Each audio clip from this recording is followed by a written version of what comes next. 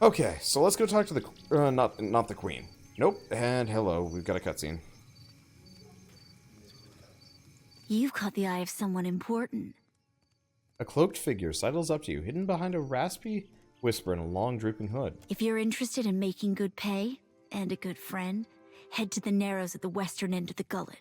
I just came from there. Once you reach the alleys, go right and right again as soon as you can.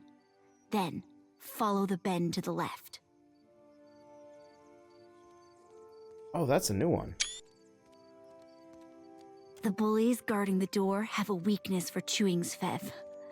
You can follow their trail. Her teeth flash under her hood. Tell them Dario sent for you. And remember your manners. Well, shall I go? Let's go see what Dario wants, because he probably doesn't want anything to do with the gullet. Explore the Narrows. Go right again. Okay, the tunnel branches to the left. The floor around the entrance is spattered with something thick and dark as tar. It looks like Svev. Turn left. A handful of guards emerge and block your way, crossing their thick arms over their chests. One of them spits a viscous black glob at your feet. He rolls a dark plug between his teeth. Better head back, friend. It's invitation only past here. Dario sent a messenger for me. The guards nod and let you pass, chomping loudly on mouthfuls of Svev. Ugh. At the end of the passage is a stately door, crafted of polished mahogany. Through the small slit in the door, you catch flashes of fire cast shadows and bright textiles. The scent of sandalwood and cinnamon oil come to you on a warm draft. Whatever's beyond the door is likely more elegant than anything else you've seen in the gullet. Enter the hideout.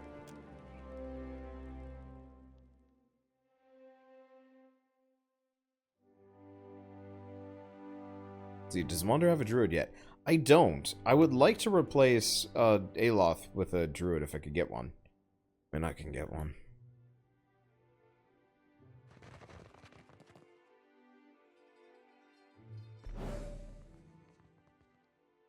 Anywho, okay, so that's probably Dario. Dario the Lean, sorcerer, thug, brawler. I know, it's done. And mine. Okay. Not really much of anything, but that's okay.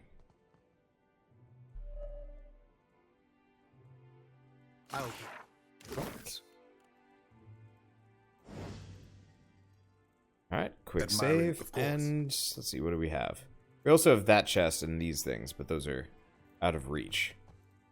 The cannon is engraved with the emblem of the Royal Deadfire Company. Well, let's talk to Dario. A thin, long-limbed man holds a handkerchief in one hand and a threaded needle in the other. As you approach, he sets his handiwork aside. You see an elaborate goldwork pattern embroidered around the edge, the same pattern that adorns his brilliant tunic. You also notice a strange bulk beneath the thin fabric of his trouser legs. It runs from hip to ankle. The hero of the Reparu visits me at last. You must forgive the cryptic introduction, but I prefer to remain among the comforts of home. He leans forward with a squeak of leather and a rattle of metal. You see something protruding above his boots, the bottom of a leg brace. Well, ain't you sitting fat and happy in your home while just outside people are starving? He may look like a prince, but he smells like a pirate. Better to be a prince here than a slave out there, no? He dips his head in a mock bow. Then he turns back to you. Though these are modest luxuries compared to those at the estate of your friends in Queen's Berth. His mouth twitches in a smile. But had I only known there was a watcher in my midst, I would have extended the invitation sooner. Thank you for the courtesy all the same. It is a pleasure to exchange fine manners with another of such fine breeding. I am thinking we could be grand friends, you and I. You cannot have too many friends in Nekataka. Dario bares his perfect, even teeth in a smile. Real refreshing, him not asking for anything in return. And I need only a favor. An insignificant thing for a watcher like you. There is an artifact called the Cornet of Waves, which is currently in the possession of a Juana named Takano. I would like you to liberate it for me. He flutters his slender hands in a way that resembles a bird taking flight. Most people of your standing like to handle their acquisitions themselves. Alas, none of my people are watchers, and you will see things they cannot. Takano is a man of many vanities, as your special gifts will no doubt reveal. His villa is on the eastern edge of Serpent's Crown, just downwind of the palace. He pauses, tenting his fingers. The opportunist I first hired was too bold and found herself ejected from the district. With your genteel manners and unique talents, I am hoping you can avoid such complications and persuade Takano. After all, it would be best to avoid drawing the ire of our Mataru hosts. When you have the cornet, bring it to me. I will pay you well for it, and you will find my favor useful in this part of the city. Let's see. What is the Cornet of Waves? It is an old Juana artifact, a musical instrument of sorts. One hand plays with the elaborate decoration on his sleeve. Ages ago, it was part of a pair, but its companion, the Cornet of Depths, was lost when the old city sank. Both are said to carry the voice of Andra herself. I do not believe in such superstition, of course. You don't mean valuable in a monetary sense. He coughs into his hand to hide his fluster. I have told you all you need to know of the cornet. Now, I suggest you focus your sharp mind on retrieving it. Ask about What do another you matter. require? I need to speak with Mad Morena. Patience. First, you must bring me the Cornet of Waves. Okay, later. Oh, let's get out of here. I think his fire. I wonder if it's fire effects. Alright, well anyway. Let's go to the gullet. Okay, now we can go finish off those two quests. I figured we'd just pick that one up because that's something that we're gonna have to deal with over the course of You however ever thought long. about changing the color of your fur? Merkberries will stain your skin for weeks. Oh, think I were born blue, eh? Think being this pretty come natural? Well, dang, Seraphim. I never knew you were so fancy. Yeah, but mayhaps I'll be giving them Merkberries a go. Ain't never been maroon before. Fair enough. Let's go back to Queen's Berth. We can go to the Overlook and some other things, but yeah, let's go back to Queen's Berth for now. And turn in those other quests. If we're lucky, we can level up. If we're not lucky, oh well. We're gonna have a chat with the goddess, aren't we? We have had multiple chats with multiple goddesses at this point. Yeah, Bird Lady does join our party. Also, some lady with a gun. Yeah. Interesting that I haven't seen any promo art with Jodie in it. Interesting if she really was like some kind of betrayer. Hi? Oh, that's just a guard. Okay, so we were going where? We never went into the Luminous Adra Mill. We'll deal with that later. Okay, let's go up here, just in case. Yeah, so the plot was not to kill the leader of the Bridados. It was to raid the vaults. But we kind of stopped that. Anywho. Hello.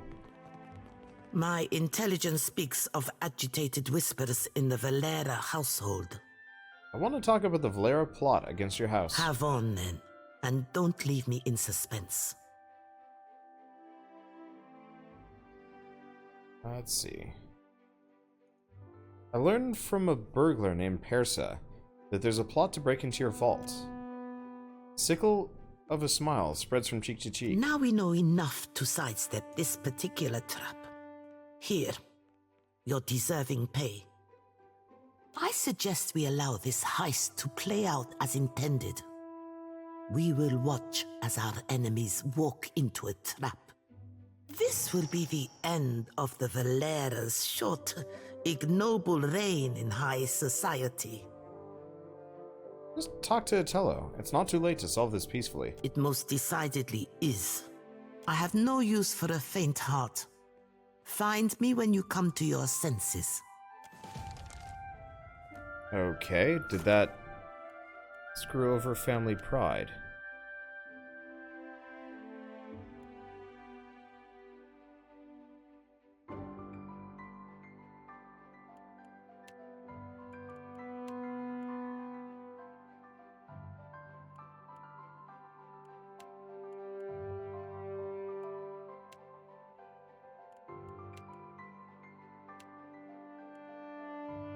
Okay.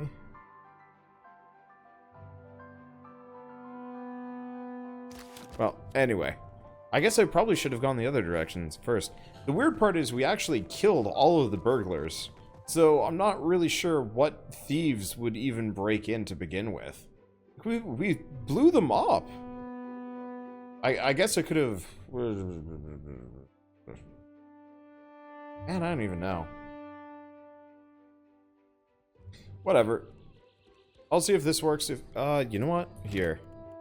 We have the saves. Okay. I'm just gonna save here. I'm gonna load back to the beginning at the Burdetto estate. This is gonna be a little bit. Let's see. Can't have your cake and eat it. You have to choose the side and pillars. Well, I was working on brokering a peace treaty.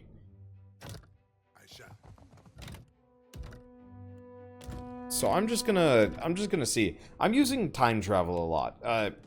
So some people get really mad at me when I do a bunch of save scummery, but to be quite honest, I bet the vast majority of people that play these games probably reload until they get the option that they actually wanted. Maybe? I could be wrong. But I'm no purist. In fact, I'm just here to see how things play out. So let's head over to the Valera estate. Let's see if we can actually do the, let's see if we can broker the peace treaty. Because sometimes you don't have to choose a side. Sometimes you do. But a lot of times you can actually just kind of, not coast through. But you can trick your way in. Lodgers, we want to go upstairs. But yeah, I can't save scum in real life, but I can in video games, so I'm going to in video games. It'd be lovely if I could save scum in real life. God, that'd be awesome.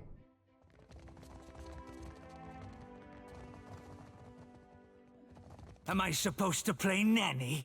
They listen to you. I no longer hear the perverted anthems of Rawatai echoing across Queen's Berth. The Royal Deadfire Company sailors are gone. And Zili has a new audience. Clever. He unceremoniously tosses you a sack of coins. His interests are already elsewhere. Stick with me and you'll be on the winning side when the dust settles. Let's see. Infighting only strengthens the Royal Deadfire Company. Merla, you and my father are too alike. Go on. I'm still waiting on word for the next job. You have a few days to decide where your loyalties lie. Adu, what brings you to the whole of the Valeras? Okay, Azali has agreed to meet you and discuss terms of peace. You really managed to convince that stubborn Pugra to show up. I'll make sure the estate is prepared to receive her, then. Let's begin the negotiations. I will send a messenger to fetch Azali. Whether she is still receptive to the idea of a truce is ultimately up to her.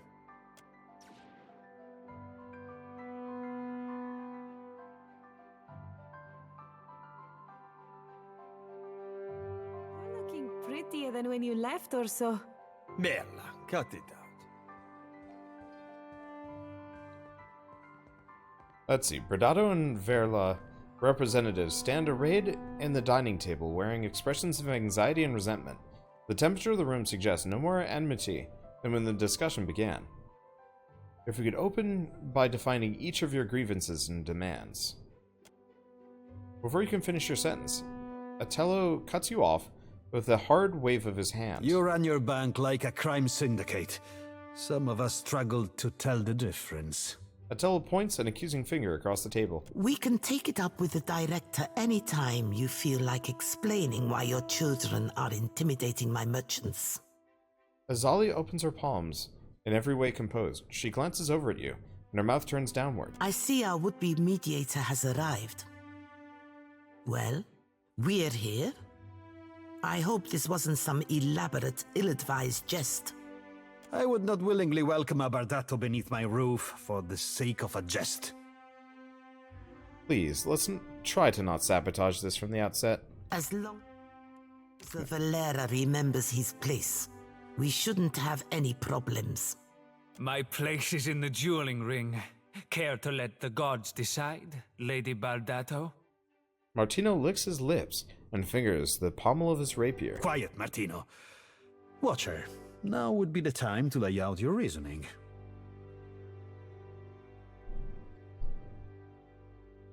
Let's see.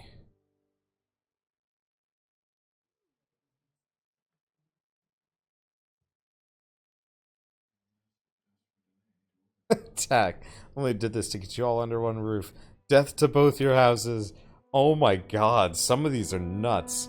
Unfortunately, the diplomatic option kind of falls a little bit. Oh, come on. One off.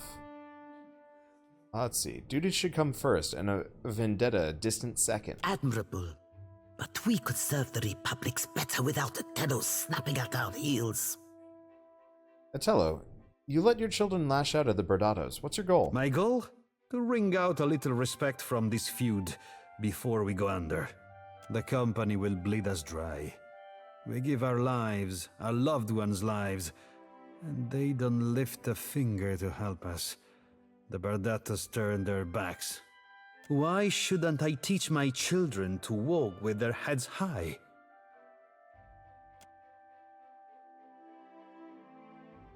That's the point. You're distracting yourselves from what's important. So, what's your solution?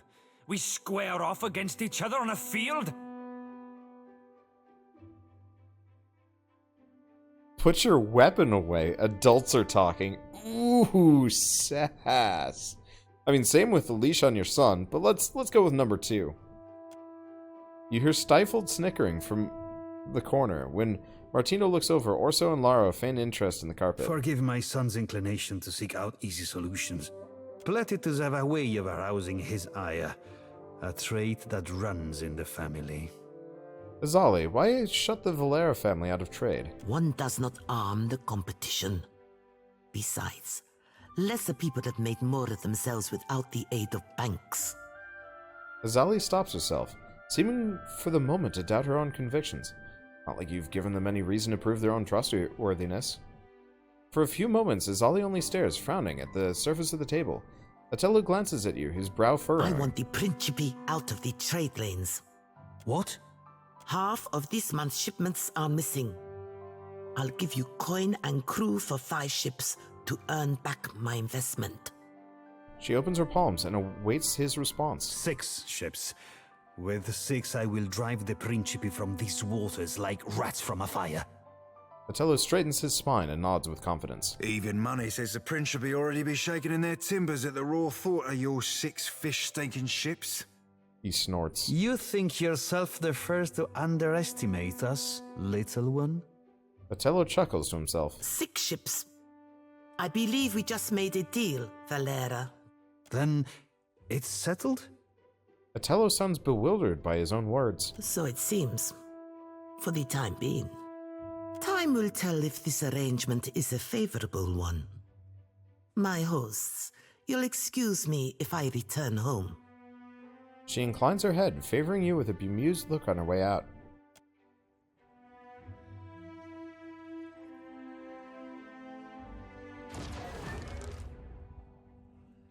Okay, note to self, put some more points into diplomacy. It's starting to run out. Oh, let's talk to Orso. Never saw myself breaking bread with a Bardato.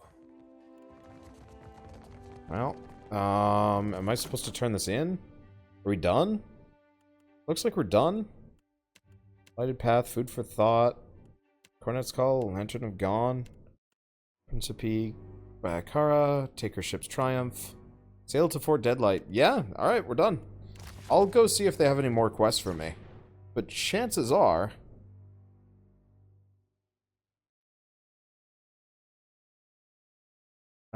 we've made it. It's the part of the game where you want to buy the game to see the death to both your houses. Turns out, it'd be one hell of a fight. I'd have to fight everybody. Ugh. With her in your capital, the fleet can be fully restored by month's end. Atello strokes his chin and nods. Here. You may count yourself as one of the family. That grants you the right to this blade. He passes you a fine sword with the Valera crest etched into the hilt. You've gained the item Duskfall. It was put into your stash. Ooh, exceptional, devious, and featherlight. What does your family do for the Valiant? Nah, we don't care about that. Okay.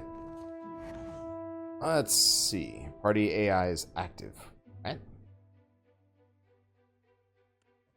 That's a weird message. Alright. Well, let's get out of here. Let's go talk to the other lady. I think we've got all the quests done. It would have been interesting to see what some of those other options were. I almost wonder if I could have actually milked more out of the you situation. And the Watchers sleep, carrying all those souls around. Some nights it's the lantern that lulls me to sleep. It pulses like a heart in my hand. If you find that comforting, then I'm glad for you. That's horrifying. Party A is active. Game suddenly starts playing itself. Dude, I'd actually play like a CRPG that's just programmed to play itself, and you're just there for like guiding choices, and you have like multiple parties going through. That'd be interesting. Unlikely to ever happen, though. I never thought to see a Valera on my payroll. Zali sighs over her paperwork. I have not forgotten my debt to you. The Bardato vault is crowded with enough heirlooms that we won't miss this one. She passes you a handsomely crafted mace, grinning as she hefts it with ease. You've gained Berdato's luxury. Okay. Taxing. Sicken target. Grants nobility. Alright, and we're done. That is an item for both sides. Yeah, I think I picked the, I think I got the optimal solution. So yeah, definitely gonna put some more points into diplomacy. The next couple levels. We definitely want to, we definitely want to be able to, like, more or less brute numbers through some things like that. And I guess it's not exactly brute numbers. Let's go down here.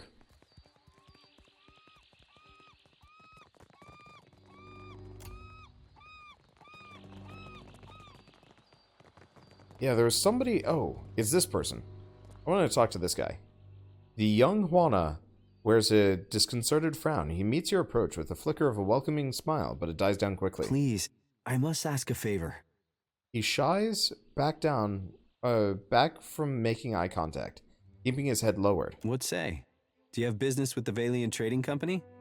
What seems to be the problem? My people are the Duape. We signed a contract with the company. Tueno looks towards the headquarters with a despondent frown. We were not understanding the terms at the time. I wish to, what say, renegotiate. But the clerks turned me away. Tell me more about this contract. My father, the Ranga, took payment from the company. In exchange, they dig for Audra.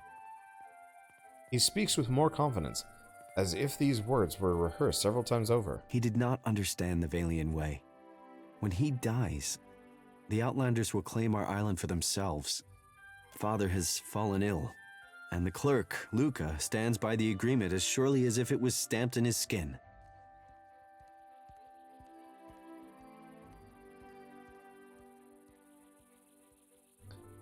Let's see.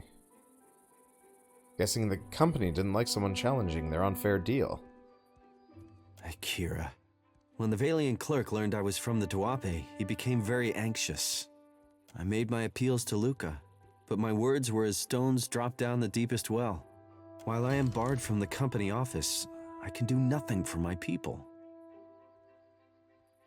I'll meet with this Luca. Maybe we can arrive at more agreeable terms. Akira, my thanks. I will remain here by day until justice is done. The worst of his concerns are quickly overshadowed by a broad smile. My words were only the crashing of waves. You will speak with authority, I say.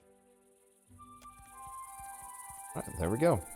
Did I never loot this barrel? Guess I didn't. Is there anything else apart from going through the poop shaft? No. I can't go inside. Alright, let's go. Headquarters are still closed, sir. Let's see. I left some important papers behind. If it's that important, then set your mind at ease that I am here to guard the building, and I won't allow a single sheet of parchment to cross the threshold under my watch.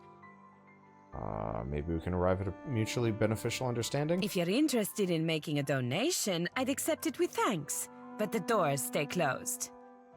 Here's a coin for your trouble. Much appreciated, amico. Farewell. Okay. So is it just because it's nighttime? Oh, yeah, it's nighttime. Let's see. Well, we might as well just hang out till the next day. I mean, I could take the poop rat through. Okay, so now I can just go in. I've just been having bad luck getting through these doors, and there's our answer. I'm gonna just take a look at this building, but chances are I'm gonna leave this for later. Or we have to do a quest for them. Well, it doesn't look so bad, but it's probably like a bunch of conversations. Maybe a bit more than I want. Yeah. I mean, I can probably brute force my way through. I'm assuming my my reputation's enough to get kind of a positive result. So we've got a sitting room, guard bunks, governor's office. Oh, the trade company archives. Stairs, washroom, and Luca's office. I guess let's go try talking to Luca, at the very least. And then we'll stop. Hello, Luca. The clerk busies himself about the room, favoring you with a brief glance. He rubs under his eyes and exhales through his nose. Try not to break anything. Examine the clerk. Luca's shirt is spotted with a number of faded purple stains that he recognizes droplets of wine. Someone has tried unsuccessfully to wash them out. Noting your interest, Luca tugs his jacket closed. The servers at the tavern are clumsy. Most clumsy, indeed. He clears his throat and fans at his neck. Spoke with Tueno outside. You have a claim on his tribe's land? A lawful claim, I might add. No matter what the native says to the contrary.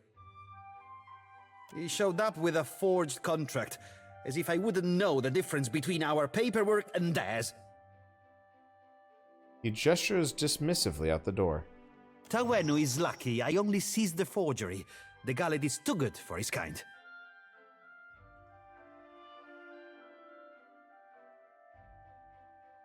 Tueno didn't mention a forgery. Sientere, it's no surprise the little cheat is an accomplished liar. I keep his cheap forgery locked in my chest. It's good for the occasional laugh. There must be some agreeable way to sort out Tueno's problem. Your villager friend would do well not to stand between the company and our prize. The company is allowed to solve problems as we see fit. And right now, Tueno is a problem. Besides, lying is second nature to the Ranga heir and his ignorant cliente.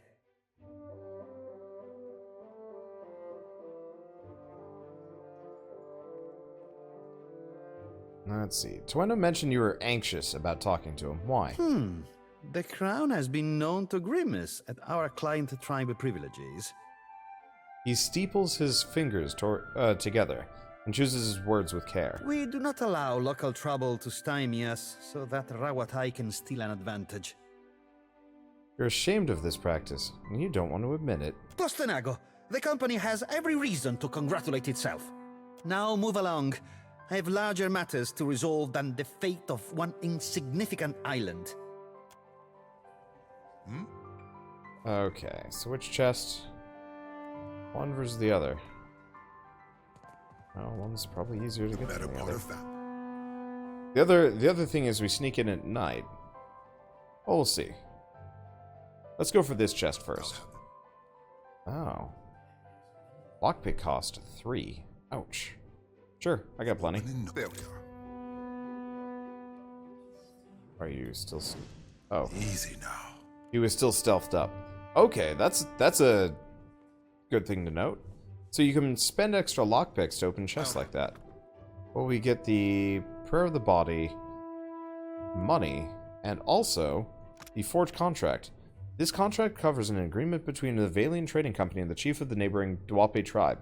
It stipulates that while the Valians have been granted access to the mineral deposits, the Dwape will retain all rights to their land until the death of their representative.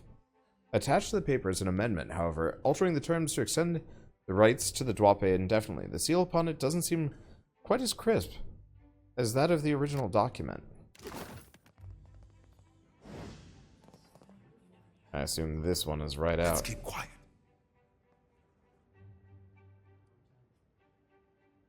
I might be able to get it. Depends on my reach. I'll take care of this. I don't even know what I got. He didn't say. Alright, whatever. Yes? All I have to do is be quick. And then I've got all I needed.